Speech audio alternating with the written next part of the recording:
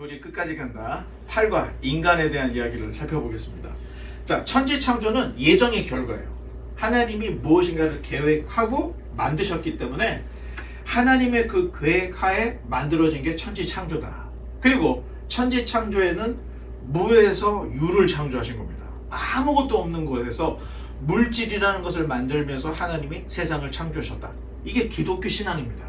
자, 시간과 공간을 초월한 창조였고 하나님의 창조는 보시기에 좋았던 매우 선한 창조 사역이었다. 자, 이렇게까지 우리가 보면 되고요. 오늘은 이제 인간에 대한 이야기를 나누려고 합니다. 자, 네, 감사합니다. 제가 문제를 읽으면 여러분들이 답을. 하나님이 사람을 어떻게 지으셨습니까? 하나님이 사람을 남녀로 지으시되 자기 형상대로 지식 공의 거룩하게 하사 모든 생물을 지배하게 하셨습니다. 아멘. 이게 기독교의 고백입니다.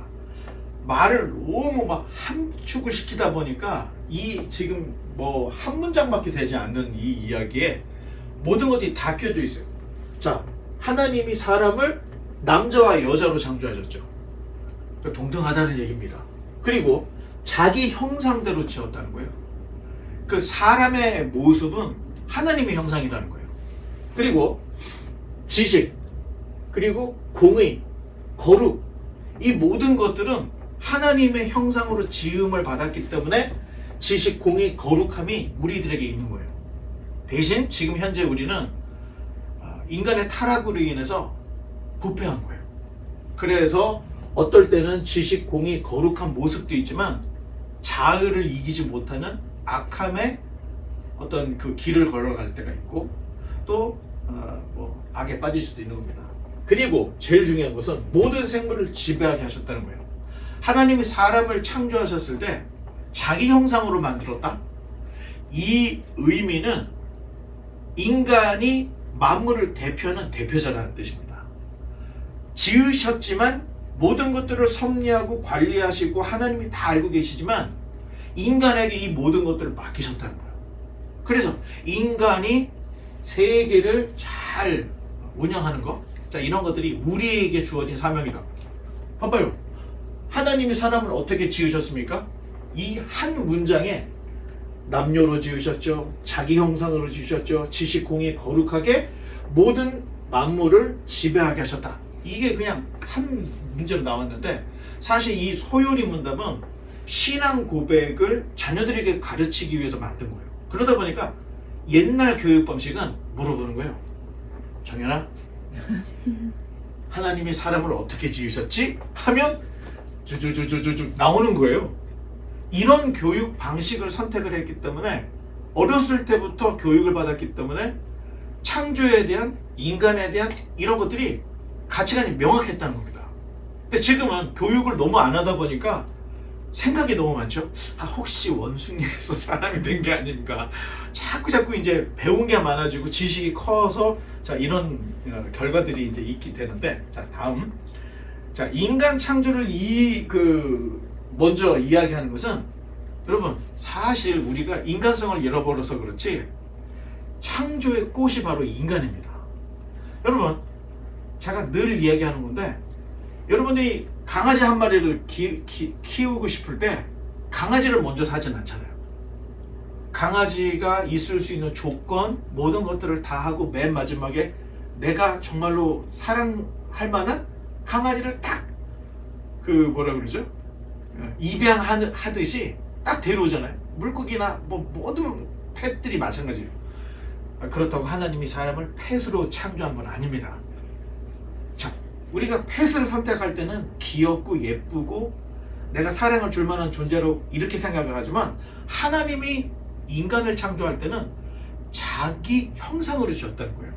우리가 펫을 대하는 것하고 하나님이 우리를 대하는 것은 완전히 다르다는 겁니다. 자, 그래서 하나님께서 모든 것들을 다 만드시고 6일 맨 마지막에 인간을 딱 창조하셨다. 그리고 자기 형상대로 지으셨다. 그러면서 인간에게만 주신 사명이 있습니다. 생육, 번성, 충만, 정복, 다스림. 이게 다른 생물들, 다른 존재들에게는 주어지지 않은 거예요. 인간에게만 이런 것들이 주어졌다는 거예요. 그러니 명백해요. 창조의 꽃은 인간이라는 거예요. 하나님이 자기 형상으로 모든 권한을 인간에게 주었다. 옆에 계신 분 한번 보세요. 잘났다. 한번 해봐요. 아, 잘났다. 보통 사람들이 아닌 거예요. 여러분들은 한 사람 한 사람이 하나님의 형상을 받고 온 우주를 다스릴 수 있는 이런 엄청난 사명이 있는 사람이라는 겁니다. 두 번째, 자, 하나님께서 인간을 창조하실 때는 껍데기만 창조하신 게 아니에요. 마음만 창조한 게 아니에요. 내가 과연 영을 가지고 있는지 없는지 자, 모르는 수도 있어요. 구분하기가 너무 어렵기 때문에. 그런데 하나님이 사람을 창조하실 때는 육체와 영 두 본성으로 창조했다는 거예요. 자, 그 성경에서는 우리 육체만 구원하신다 이런 얘기는 하지 않습니다. 그렇다고 영혼만 구원하냐? 그것도 아닙니다. 영육의 창조, 육의 부활, 영육의 구원을 우리에게 구약과 신약 전체가 이런 얘기를 해준다는 겁니다. 자, 그래서 기독교 얘기에서는 부활은 육체의 부활을 얘기하는 거예요.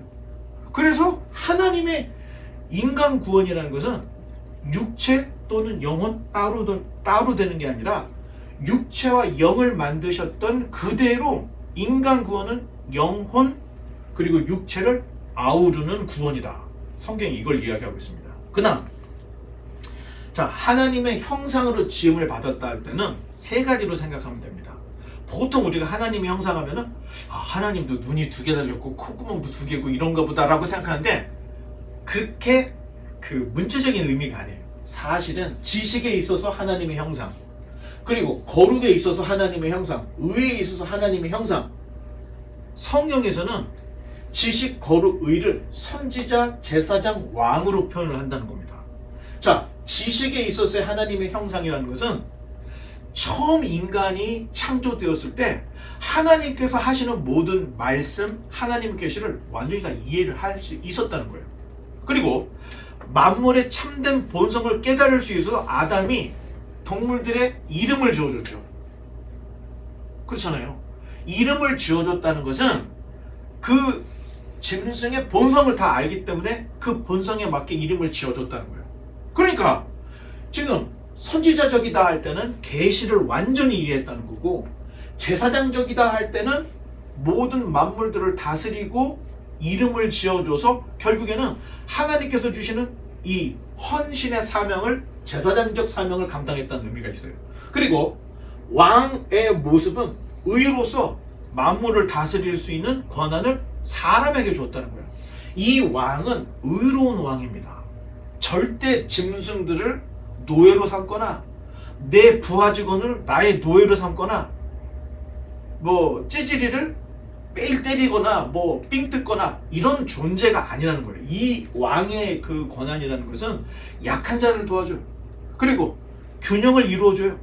의로운 그 정치를 하는 이런 것들이 이 왕으로서 대표가 되고 있는 겁니다. 자, 그 다음 하나님의 그 형상이라는 것은 사실 선지자, 제사장, 왕의 하나님의 형상을 본받아서 사람이 창조가 됐는데 타락과 함께 우리는 전적인 부패를 당했습니다.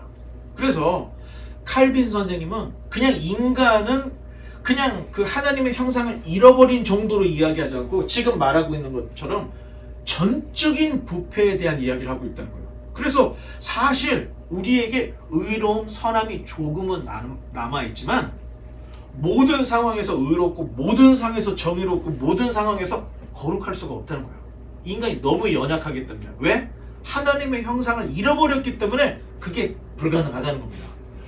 그래서 칼빈 선생님은 전적인 부패라는 말을 쓰고 있어요. 인간은 전적으로 부패했다는 거예요.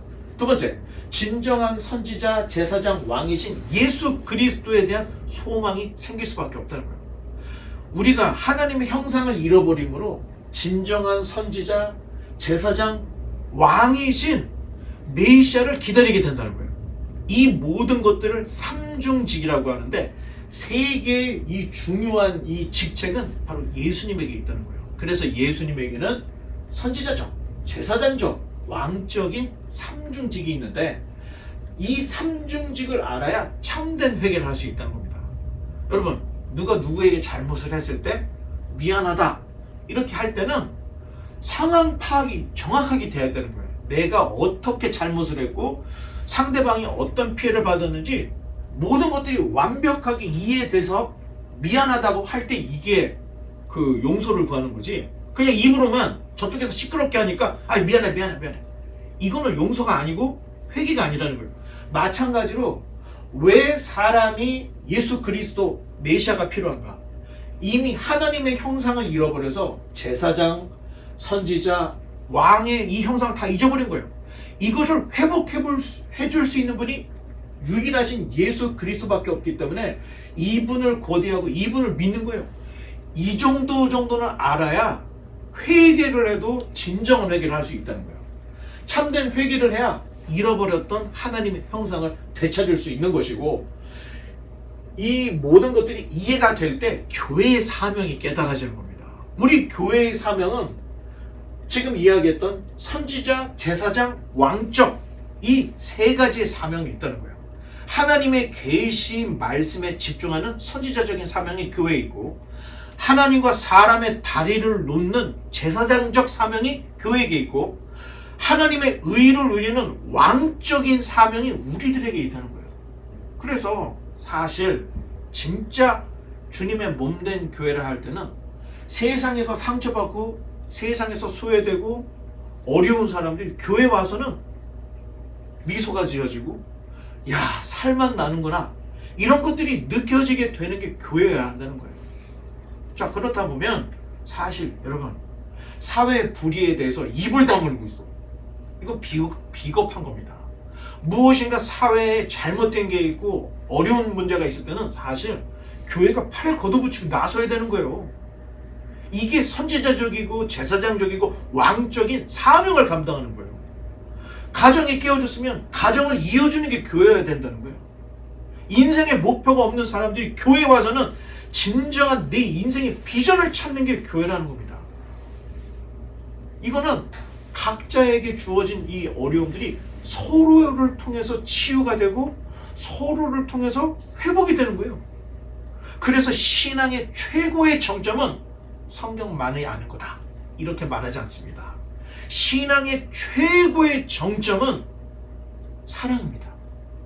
하나님을 사랑하듯 이웃을 사랑해서 이웃이 고통당하는 그 고통이 저 사람의 아픔이야, 이 정도가 아니라 상대방의 고민과 아픔이 나의 아픔으로 느껴질 정도의 사랑, 이게 진정한 그리스도의 몸된 교회의 모습이라는 거예요.